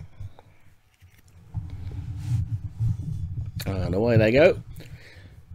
And shortest run to the first, which is the water jump, and they're all over that safely, and Feeling Better is the first one to show. So they've got 15 more obstacles to negotiate then, and Feeling Better has gone off into a clear lead. It seems to be the thing today, doesn't it? And we've lost one already, Man Wistfully. So Man Wistfully crashes out at the first, and that's a bit of bad luck for Ben Bonici, and they go to fence number 3. It wasn't the first, it was the first fence proper, I suppose. It was the second. It was the water jump was the first. So Feeling Better's the leader then. From in second place, Deep Cut, and there seems to be a bit of a difference of opinion between the jockeys here. There's a lot of them coming up the centre of the track, whereas those 3 or 4 over there are sticking to the inside as they take flight. Fence number 4, and Feeling Better is the leader. From Deep Cut in second. Then comes Vanguard Dream and At Fisher's Cross together. After that one, Amlar and Tamara Champlin, with To Be or Not To Be on the inside. And One Conclusion in the yellow closest to us is the one that's still running widest on the track. That's a Obi-Wan horse, I think. So it's Feeling Better in the lead then. Comes into fence number 5, and Horse in second place gave it an almighty wallop, didn't he? That was Vanguard Dream, and that was just shuffled back down the pack a little bit there into mid-division after that mistake. But feeling better. He's feeling alright in the lead, with At Fisher's Cross in second. Tamara Champion is third, One Conclusion is fourth. Then comes Vanguard Dream and Vienna Rocket with Deep Cut and Amlar as they race past the other course and come to take the next fence on this course that they're using today. And we've lost another one. That's Inspector Morse has gone, so that's a Paul Rhodes out. Paul Rhodes is having a strange day, isn't he? He's had some good runs and he's had two favourites now that he would have expected to win crash out of the race. So Feeling Better's in the lead from Tamara Champion second. Then comes At Fisher's Cross third. Vanguard Dream is fourth, and then comes One Conclusion as they take number 8. And that's half the jumping done. Coco is the one that's struggling out the back. And it's Feeling Better that's still in the lead from Tamara Champion in second. At Fisher's Cross is third. Going up on the inside again now is Vanguard Dream, and the leader went right through that one and has now surrendered the lead to Tamara Champion as they come down towards the next, which is quite possibly the water jump. It'll be this one or the next one, and it's Tamara Champion on the outside. It is the water. Over it they go. Tamara Champion lands in the lead. From in second place, Vanguard Dream. Then comes Feeling Better and Free Kisses and At Fisher's Cross, and then Deep Cut. Then comes Vienna Rocket and Amlar, and then One Conclusion and Taxi, and then Louder as they take this big ditch. And after that one, and it's Louder was gone this time. Louder was the faller. Loving Spirit, Twist Heat, Taxi, To Be or Not To Be, and finally Coco. That makes up the field as they take this one on the uphill, and it's Tamara Champion and Vanguard Dream dispute the lead with Free Kisses on the outside in third place. Then on the inside rail is Deep Cut. Feeling Better's trying to get back into it again. Then Vienna Rocket and At Fisher's Cross, and One Conclusion and Amlar as they come down towards the next. This is the 13th, and over that one they go. There's another one gone there. That was At Fisher's Cross. So At Fisher's Cross was the faller, and Vanguard Dream's the leader with 3 to jump. It's Vanguard Dream in the lead from Free Kisses and Tamara Champion. Then comes Deep Cut, and then Vienna Rocket. Then comes Feeling Better and One Conclusion, Amlar and Loving Spirit. Then Taxi, To Be or Not To Be, Twist Heat, and finally Coco. Down towards the third last then, Vanguard Dream and Free Kisses being chased by Feeling Better, Deep Cut, Tamara Champion. Oh, there's another faller there. A crashing fall for Free Kisses has gone. So the fallers are coming thick and fast today. And now suddenly Loving Spirit has swept up to take the lead from Vanguard Dream on the inside. Then comes Feeling Better, Amlar and Deep Cut, and then Vienna Rocket. They've got 2 to jump. Vanguard Dream on the near side from Loving Spirit in the dark jacket on the far side. Amlar's run on into third. Then comes Deep Cut and Feeling Better and Tamara Champion on One Conclusion and To Be or Not To Be. This is the second last. Vanguard Dream lands in the lead. Loving Spirit chasing it shortly between these two at the final fence. Vanguard Dream over in the lead, but Loving Spirit jumps it better. Tamara Champion's run on into third.